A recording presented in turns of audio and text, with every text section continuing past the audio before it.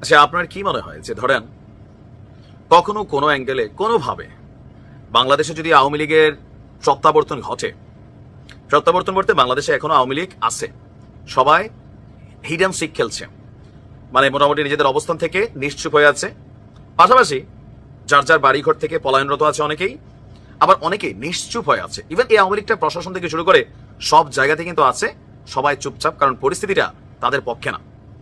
কখনো যদি আবার আওয়ামী লীগ প্রত্যাবর্তন করে বা শেখ হাসিনা প্রত্যাবর্তন করেন, মুহূর্তেই সারা বাংলাদেশের পরিস্থিতি কিন্তু বদলে যাবে, গৃহ যুদ্ধ লেগে যাবে।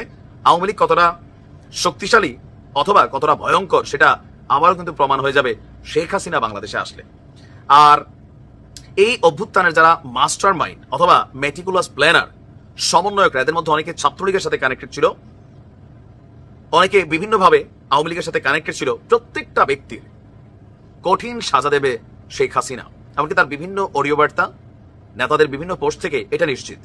এখন এই যে কথাগুলো আমি বললাম এতক্ষণ, এগুলাকে শুধু আমার কথা না ভাই, নিশ্চয়ই এটা সবাই ভাবে বোঝে। ইভেন সবচেয়ে বেশি অনুধাবন করে আমাদের ছাত্র জনতা যারা আছেন, সমন্বয়করা যারা আছেন তারা।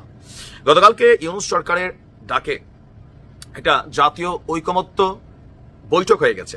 সেই বৈঠকের পর আপনার ছাত্রদের একটা বক্তব্য খুবই ভাইরাল, বিশেষ করে মুখ্য সংগঠক সার্জিস আলম। সার্জিসের একটা বক্তব্য হচ্ছে যে আপনার শেখ হাসিনা এবং তার দোসররা রাজপথের কোন সিঙ্গেল আন্দোলনকারীদের কাউকেই ক্ষমা করবে না এবং ছাড় দেবে না। এর আগেও বেশ কয়েকবার সার্জিস, হাসনাত আব্দুল্লাহ বারবার বলছিলেন যে আওয়ামী লীগ প্রত্যেককে ফাঁসিতে চলবে এবং তাদের পরিবার থেকে পরিবারবর্গ কাউকে কিন্তু আওয়ামী লীগ ছাড়বে না। এই কথাটা কিন্তু আসলে সবাই বিশ্বাস করে। তাহলে এই যে ভয়ঙ্কর একটা ভয় বা পরিস্থিতি, এটাকে মোকাবেলা করার জন্য কি করা যায়? সেখানে গতকালকে ছাত্ররা বৈঠকের মধ্যে তাদের যে দাবি ছিল, সংবিধান পরিবর্তন করতে হবে, যেন কোনোভাবেই আওয়ামী লীগ আর ফিরে আসতে না পারে, ফ্যাসিবাদ ফিরে আসতে না পারে। নাম্বার 2, আওয়ামী লীগের বিচার নিশ্চিত করতে হবে। ইভেন আওয়ামী লীগকে রাজনৈতিক দল হিসাবে নিষিদ্ধ ঘোষণা করতে হবে। এগুলা ছিল তাদের দাবি দাওয়া। সার্জিস বলছেন যে শেখ হাসিনা এবং তার দোসররা কিন্তু কাউকেই ছাড়বে না। সেই জায়গায় আমরা প্রত্যক্ষ এবং পরোক্ষ কোন নেগোসিয়েশনের চিহ্ন দেখতে চাই না। তিনি বলছেন যারা দোষী, যারা খুনি, যারা তাদের দোসর, তারা যেই দল মতেরই হোক না কেন। এখন কি বুঝাইছে? বেসিক্যালি এখানে সম্ভবত অন্য রাজনৈতিক দল কে হতে পারে? বিএনপি, জামাত, এই দুটো দলকে নিশ্চয়ই বোঝানো হয়েছে, এর মধ্যে কেউ না কেউ। আচ্ছা, তো যারাই এখানে বলা হচ্ছে এটার মধ্যে কানেক্টেড হয়ে যাবে, তাদের শাস্তি হতে হবে। এই বিচারিক প্রক্রিয়ায় আমরা কোনো ধরনের হস্তক্ষেপ প্রত্যাশা করি না, এটা আমাদের জায়গা থেকে স্পষ্ট করে দিয়েছি। তো কেন স্পষ্ট করতে হচ্ছে? কারণ এই আন্দোলনে, ওই যে বললাম না, যদি কখনো শেখ হাসিনা ফিরে আসে, বিএনপি খুব বেশি বড় বিপদে পড়বে না, জামাত একটা বড় ধরনের ধাক্কা খাবে। তবে সবার চেয়ে সবচেয়ে বেশি ধাক্কা এই সমন্বয়করা, বিভিন্ন জায়গায় যারা আছেন, ডক্টর ইউনূস, প্রত্যেককেই আসলে কিন্তু একটা কঠিন কি বলা হচ্ছে পরিস্থিতি মোকাবেলা করতে হবে। আর এই ভয় থেকেই ছাত্ররা চাচ্ছে এই দেশে আওয়ামী লীগের রাজনীতি চিরতরে নিষিদ্ধ করা হোক। ইভেন তারা বিএনপি কিন্তু ট্রাস্ট করছে না যে বিএনপি ক্ষমতায় গেলে আওয়ামী লীগের বিচার হবে, এটার উপর তাদের শতভাগ আস্থা নেই।